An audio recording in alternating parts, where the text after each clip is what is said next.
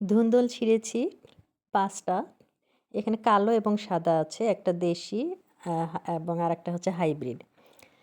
তো hello viewers, আসসালামু আলাইকুম। কেমন আছেন সবাই? আশা করছি আল্লাহর রহমতে সকলেই ভালো আছেন, নিরাপদে আছেন। আমিও আল্লাহর রহমতে অনেক ভালো আছি। তো আমার এই এগ্রিকালচার রিলেটেড যে ভিডিও, এটা আমি তো সবসময় আপলোড দেই আপনাদেরকে জানানোর জন্য। তো আমি গতকাল এইভাবে ধুন্দুলগুলো ছিঁড়েছি, যেগুলো ছেঁড়ার মতো হয়েছে।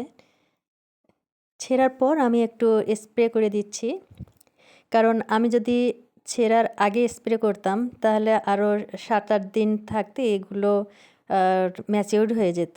আমি তখন এগুলো আর ছিঁড়তে পারতাম না। মানে ছিঁড়লেও খাওয়া যেত না, হয়তো শক্ত হয়ে যেত। সে কারণে কচি অবস্থায় আমি এগুলোকে ছিঁড়ে নিয়েছি, তারপর স্প্রে করছি।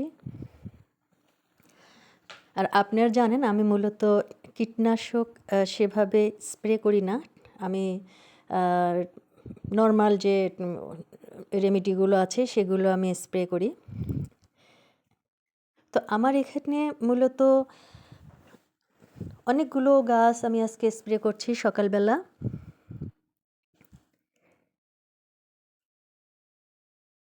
এটা হচ্ছে আপনার আমড়া গাছ। আমড়া গাছে আমড়া ধরেছিল, একটা ছিল সেটা আমি ছিঁড়ে নিলাম। মানে এটা একদম শুকায় যাচ্ছে এরকম একটা অবস্থা।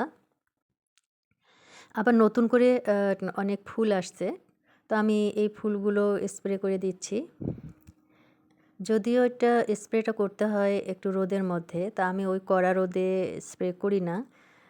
একটু সূর্য ওঠার পরে ওই সময় পর্যন্ত স্প্রে করি। এটা হচ্ছে আপনার জাংলি মরিচ। এই মরিচটা আমার ছোট ভাই চারা এনেছিল হচ্ছে রাজারহাট উপজেলার তালতলা নামক একটা গ্রাম আছে সেখান থেকে। অনেক নড়বড়ে একটা গাছ ছিল। ভেবেছিলাম যে মরেই যাবে হয়তো। তারপরেও আছে, এখন ভালো আছে এবং অনেকগুলো মরিচ হয়েছে। আর এই বেগুন গাছটা, একটাই বেগুন গাছ আছে, গতবারের এটা ছিল। ভালোই বেগুন হয়। গাছটাতে যদিও ডালপালা নাই, কিন্তু তারপরেও ৪-৫টা করে বেগুন ধরে। তো সেখানেও স্প্রে করে দিলাম। আর এই যে কলা গাছ, এই কলা গাছটা ঢাকার কৃষি মেলা থেকে আনা।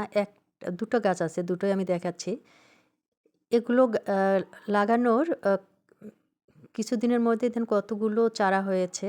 আর এটা আমি একটা মোরগ ফুলের গাছের গোড়ায় দিয়েছিলাম, ধুন্দুলের চারা গাছ লাগিয়েছিলাম, সেটাও অনেক বড় হয়ে যাচ্ছে।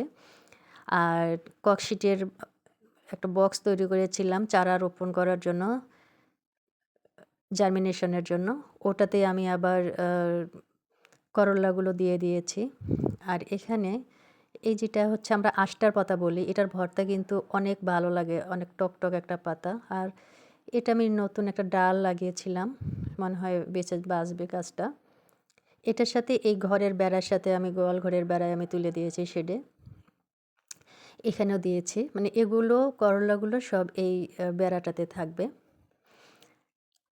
এখানে একটা লাউয়ের চারা দিয়েছি, মানে সব জায়গাতেই দিয়েছি আর কি, যেখানে যেটা হয় হবে, শাক পাতা খাওয়া যাবে।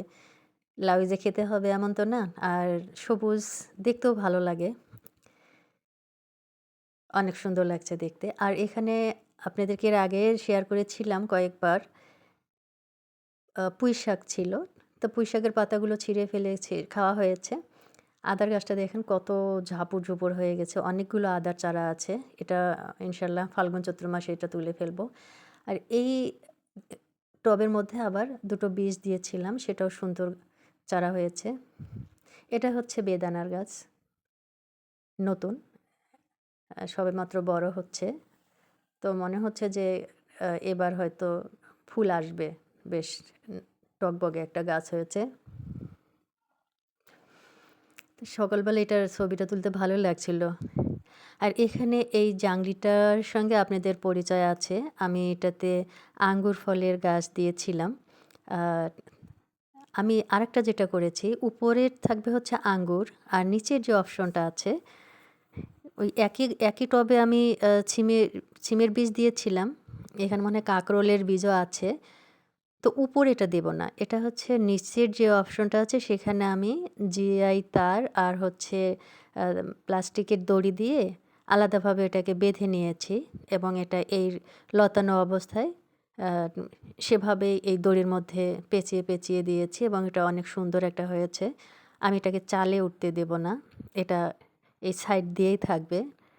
পরে যখন পাতা ভর্তি হয়ে যাবে দেখতে অবশ্যই সুন্দর লাগবে আমার যেটা ধারণা।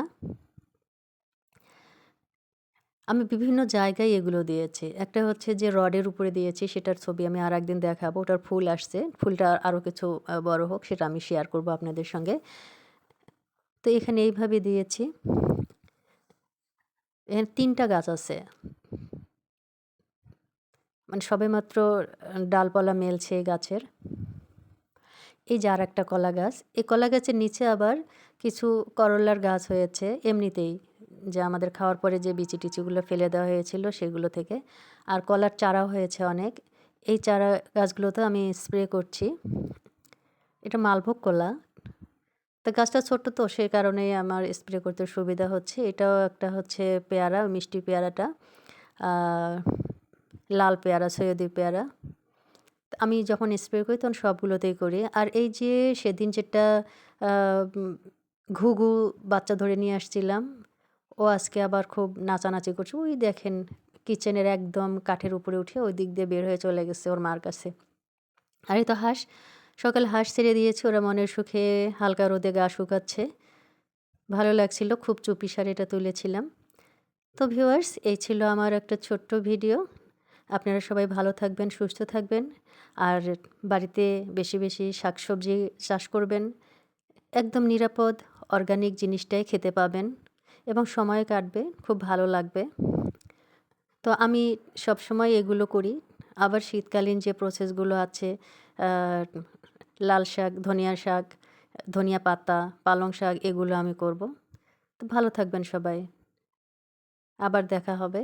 আল্লাহ হাফেজ।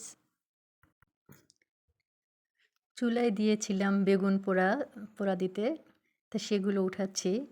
তো একটু বেশ গরম, একটু কায়দা করে চুলার ভিতর থেকে বের করতে হচ্ছে।